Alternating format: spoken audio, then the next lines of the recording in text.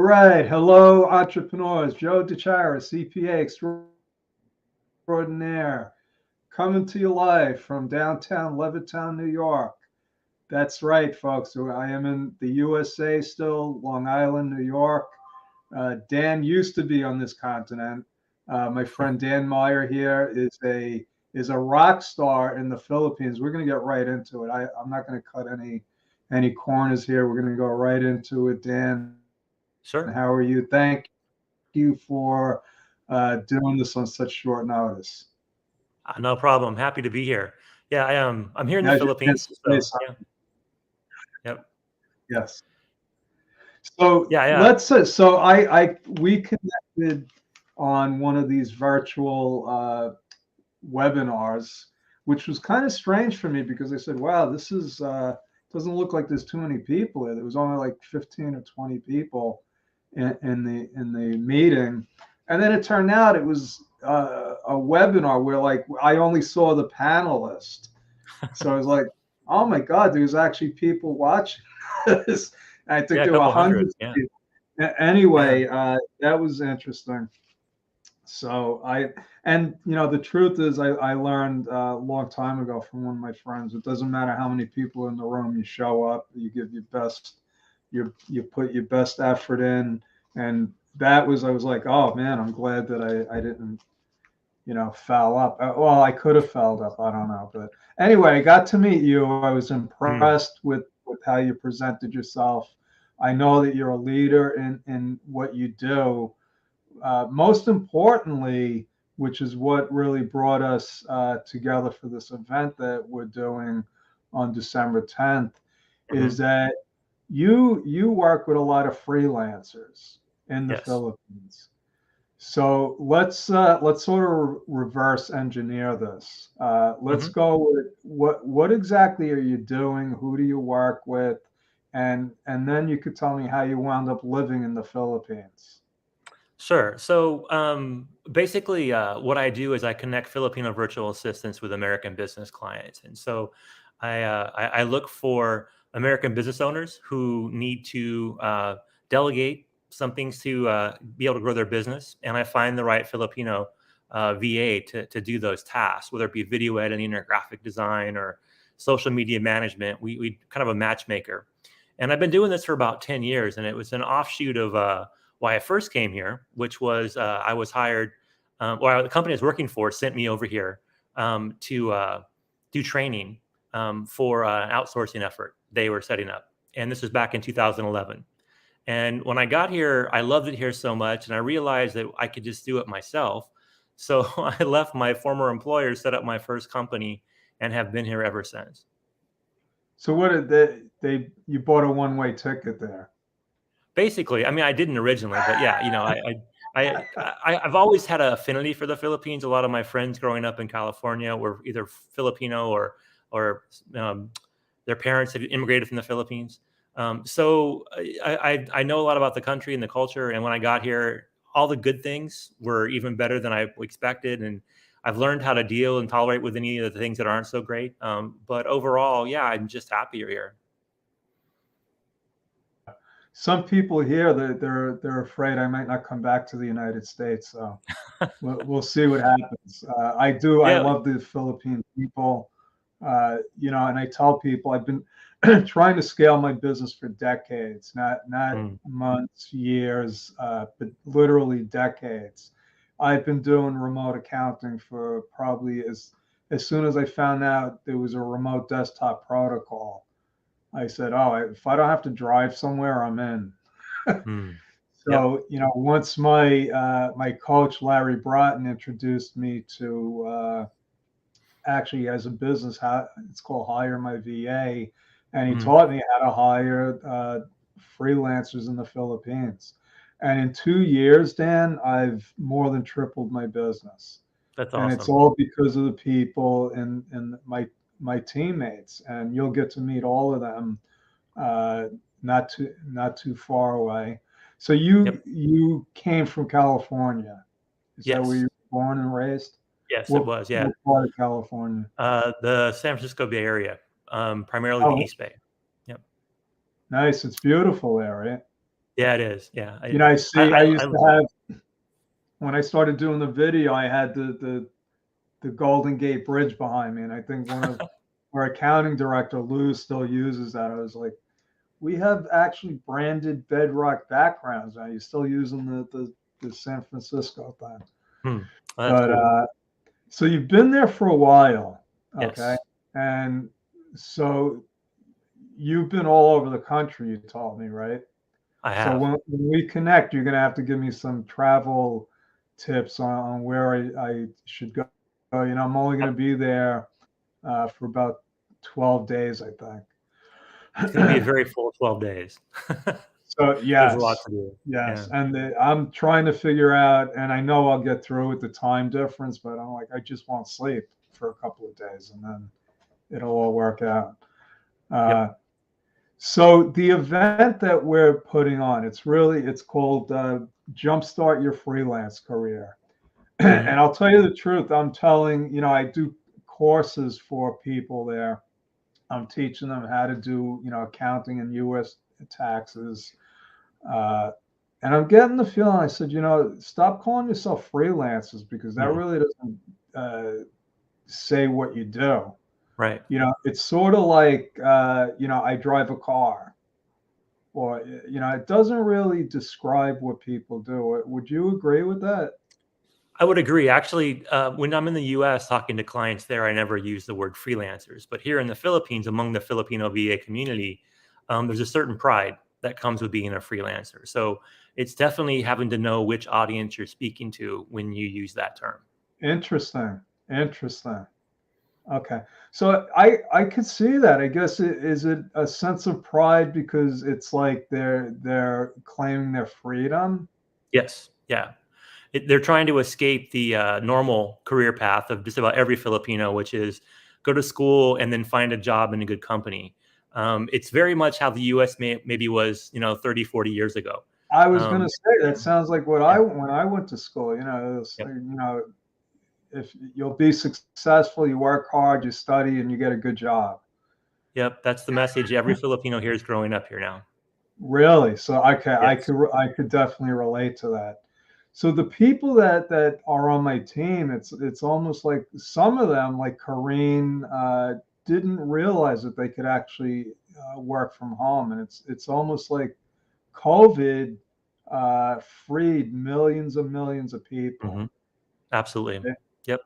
Yeah, And I found that before a lot of people were just figuring out the outsourcing industry, working in call centers primarily, as a way to kind of get out of the normal expectations. And then when the pandemic hit, a lot of the call centers were forced to go to a hybrid model where they'd be able to let their people work from home. And so, like you said, it's opened up millions of people's eyes to the opportunity they now have about working for themselves and doing it from the comfort of their home. so tell me, I like to one of my missions in life, and I didn't realize this until really recently, is I like to empower people. Mhm. I like to show them, listen, this is how you can make money. And I've been trying to do that with American entrepreneurs for 30 years, Mhm.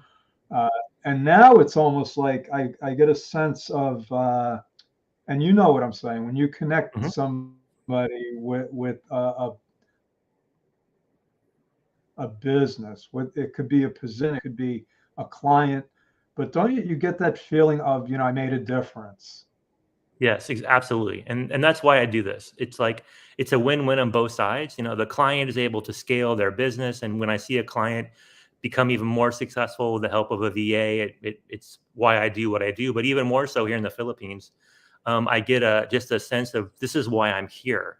When I'm able to empower somebody to have a lifestyle and provide, consistent income for themselves and their family that before they met me, they didn't know they could have. And when that happens, it reminds me why I'm here on earth.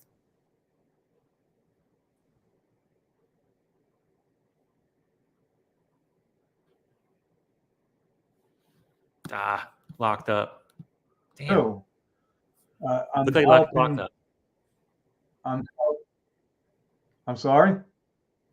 I think I froze for a second. Did I freeze? No, I Anyway, think just we keep going. both did. I think Okay, we let's keep both going. did. But the way I look at it is I'm helping people on both sides of the world because I know that American business owners need good accountants, Mm, uh, and they need all the other positions that you talk about. hmm. And in the end, I think that we just connect people, and Exactly. that's so. Now in our 1 day event on December 10th, your topic is going to be how to land U.S. clients, right? Hmm. So give us Yeah. the short version. How exactly? Because I know Marianne, and I love the way Marianne breaks it down for people. Yes. How do you break it down? Sure. So I think that a lot of Filipinos have a lot of limiting beliefs about how they should approach of looking for a client. And a lot of times they don't translate well to Americans, especially small business owners who are super busy and doing things on a shoestring and trying to just get everything done in a part time. And so you need to be very aware of that when you apply. So things like making sure your resumes positioned to really get their attention, understanding how to really nail the interview when you have one. I spend a lot of time focusing on things like that, things that are simple, but if you're brought up here in the Philippines and your whole idea is the way you do it is to apply for a corporate job here in the Philippines, and you use that same methodology to look for American clients, you're going to misfire. And so I talk a lot about how you can do these things that I talk about, like, in the interview process and your resume, that will give you a much better chance of success when you do look for American clients. What do you think? So, what is your typical American client looking for? These large businesses, or these startups? Bootstrapping, or are they everything in between? Right. So most American clients that are looking for a VA, a single VA, they're small business owners, if not solopreneurs. A lot of them are, network marketers, business coaches. They have an online business. They're doing things either as a sideline or they just left a job to set up this business. That's kind of the niche that I work with. I've done a lot of big to big outsourcing, but those generally don't attract a lot of what we would call freelancers here in the Philippines. You're looking for people that want to work in a small, if not one-to-one relationship. And so understanding that dynamic, knowing those clients well, because I'm one of them. And then also during the pandemic, I spent a lot of time going around and talking to small business owners and learning, even more what they need and making sure when I come back here to the Philippines, I find exactly the solution to their challenges. Yeah, so we're definitely in the same ocean Hmm. because in my research, what was it, about 2017? I think I came across this term, uh, non-employer firms, Hmm. and I got that from the Small Business Administration, and I always assumed that well, those are just corporations without any employees. Well, it's not smart to assume anything. I learned the hard way because I had been looking at that literally for decades. I'm an entrepreneur. I was always trying to find, okay, where are my people? Where do I find Hmm. them? And then I said, well, what do they mean by non-employer firms? And what they mean are sole proprietors. Hmm. And there's over 26 million of them. And I said, oh my God, those are the people that need the most help. They shouldn't be Yes. classified. And I'm talking about for tax purposes. Hmm. So now you could be a solopreneur and still own a corporation. Yes. But these are people that are even before they're a corporation. So they're unorganized. And like you said, they're unorganized. They just left a full-time job. They left. I've had clients from academia. Hmm. And they get shell shocked, right? Yes. And they really have no idea what to do. And my experience is they don't even really know what they need. Is Exactly. that I feel and the that same. Yeah. so that poses a problem because if you got somebody trying to hire somebody and they don't even know what they need, so you're applying for a position where you don't even really know what they want you to do. Right. That's Yep. not a Yeah. It's formula for it's a success. recipe for disaster. Right. So that's why I love what Marianne does. Is she actually, and this is what I try to train our accounting students. I said, the American entrepreneur, and I hate to say this, but it's the truth. I said, think of them like 3-year-olds. Mm. They don't know what they want, what they want when they want it, and then they get it, and then they don't want it anymore because Hmm. they don't really know. And it's frustrating as an entrepreneur. Okay. And we've all been there. I didn't know how to scale my business. That was frustrating until I Hmm. got somebody that told me, listen, these are the steps. And that's really what they need. So I think Yes. one thing, uh, and I keep saying about Marianne because I like the way that she approaches the interview. She says, can you, can I can you give me a minute so I could explain my onboarding process?" Hmm. And she takes control of the interview, and Hmm. that's what I think they want. Right. Uh, is that what you see the same thing there? Right. And that's a big part of what I do is that I first meet with the client and kind of get an idea of do they know what they want? And if it is something that we can easily do, or is it something that we have to help them discover and figure out and it will take more time and effort and kind of decide that before I bring in the VA that I will match with them. And that's really where I think my success comes from is that trying to figure out, what it is the client does best and then find the VA to do everything else. And for that, it takes knowing both sides really well.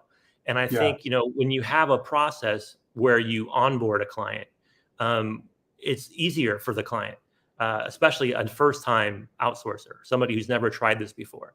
And it's better for the VA because they have a framework to work within. I mean, I couldn't imagine how people every day go out there and Google, I need a virtual assistant, and pick something that pops up and then goes with it and it works. I mean, it's like you're talking about a crapshoot. oh my God, I was gonna Yeah. when does that work? It never I, worked I for me. I don't know if it ever does. I mean, occasionally I hear somebody say, "Oh, I had found this VA and it works great," but most of the time it's like, "Oh, I had a VA, it didn't work out, or the VA ghosted me, or they didn't speak good enough English." Or so I take away all that, right? So when I match the person, a business owner, with the VA, I've already screened both to make sure that it's a good chance of success. So Okay, yeah, that's a great. So you really, and I was going to ask you that. It sounds like you're coaching the client too, yes, so yes, that because you want them both to, you want to create a good match. So it's a yeah, win-win. yeah. I You mean, know, my I business is built on I was going to say my business is built on referrals, and it comes from long-term relationships where I find a match that lasts. And every time I mismatch, which doesn't happen very often, when it does, it means I got to start over again. And so, I've been doing this long enough that the success comes when you have those long-term relationships that lead to referrals, and that takes care of your business for itself. oh yeah, without a doubt, I'd say over 80% of our new business clients come from referrals. Mm. Yep. And once they, and I teach this to our students because they said there's really no shortage of accounting clients out there. I could run the numbers by, and I'm like, this is like shooting fish in a barrel. All you got to Hmm. do is be in the right position. Right. Uh, so now, do you have like a guide? How do you? So let's say I'm an American business owner. I know I'm in over my head. I have no idea. I need help with my social media. Do you have like Mhm. some kind of questionnaire that you're going to send me? How do you onboard me? So, I mean, there's two ways we do it. Most of the way I do it myself. It does limit the ability I can scale, but it keeps it more intimate and it allows me to have more room to work with people that I want to work with. So I basically go through an assessment with them in our first conversation, and then after that, whether it be a chat conversation or a Zoom meeting, I get a sense of what the scope of the work will be, and I find that works. But I do know that there are bigger organizations out there that are more, VA companies. They have screening processes that have forms and do all that kind of stuff, and I see the value in that. But I just prefer to keep it, where I can have a finger on all the new clients coming in. Yeah, there's nothing. So you're like a mom and pop shop. Exactly, You know, happily. and honestly, Bedrock is growing, but I want to keep it like that. You know, we're cut from the same cloth. I mean, Mm, everything's about the relationships. So exactly. it's almost like we're creating pockets, like teams, like mini Bedrock Yes. businesses, and each client gets actually two accounting specialists, and it's a formula. You know, once you got a formula, if you've been doing Hmm. it successfully and it works, and just don't break it if it's not broken. Don't fix Exactly. it if it's not broken, right? Exactly. So let me do this, Dan. First, I want to, people to, how do people reach out to you? Can you put it in the chat there? I don't have any Sure. in my email because they usually do it. Uh, So the best way really is to look for me on Facebook or on YouTube. And all you got to do is look for Dan Meyer, virtual staffing expert. okay. This it'll come up. My YouTube channel is a good resource if you're looking to hire a virtual assistant or just trying to figure out more about what this whole thing is all about. I've got a lot of videos out there that will help you figure out how to hire and manage a VA. If you Oh, want to, great. yeah, and if you want to work with me directly, find me on Facebook or send a message to me through the comments, and we'll set something up. I think that the biggest thing that I can do to help clients is just get started. Is figure out what are the 2 or 3 things they need to do to get something rolling, to get some things off their plate, to free up a little bit of their time, so they can think bigger and better. And that's really where I like to start with clients. And so, yeah, reach out to me on Facebook and follow my YouTube channel. Best way to get a hold of me. Okay, awesome. I'll have to check you out on YouTube. I love resources where I could actually, because I'm looking for accounting clients, but what happens is that my clients say, "Oh, I need a social media person. I need Mm-hmm. this," and I'm just getting to the point where, and that's why we started Match Accounting Talent, Mm-hmm. because I said, "Oh my God!" I said, "We have all these students now, and I know there's accountants that need them," and I just got an email from we did our first match, and she's like, "You told me you were going to send me a rock star, and you did. Thank you so much." Oh, good. This is just the start. This is Mm-hmm. just a start. But now I want to create some kind of community, however it is, because all of our clients are like, they're all in the same, they're solopreneurs. We target those Mm-hmm. 26 million sole proprietors, Yep. and they all need help one way or Yes. another, and I like the fact that you would be it would be great to say, listen, just connect with my friend Dan Meyer here, if I'd we can be work happy that to help. out. Yeah. Yeah, and we'll be happy So, to do the same thing. I've actually every time I get a client who wants any kind of bookkeeping help, I actually go to Marianne's group and recruit from there. Um, oh and yeah, I'd she's be been. happy to do something more formal with you as well. It would be a great win-win. Oh yeah, anytime, like whenever we could connect anybody, and it's amazing. We could connect people literally across the globe now. There's no Mhm. geographic limitations. It just opens up a whole new world for businesses. And Yes. I could go on forever. We don't have forever. But what I did was I Right. posted a link to our event. I hope that I'm going to get to spend some time with you there. We have a wine and cheese party Yeah, I'll be the there for night. the whole thing. Okay, awesome. So we'll get to chat, and it's really a pleasure and an honor to get to connect with you. And you'll be my American tour guide when I get there. So I'll Let's be go. I'll be leaning on you. All right. Sounds Thank you, great, Joe. everyone. We had a bunch of followers. So yeah, and I will circle back on Facebook. I'll respond if anybody has any questions about the event. If you want to connect with Dan, this is another good way to do it. All right. Okay, Thank you, cool. everyone. That's Thanks our for your time. story. We're sticking with it. And then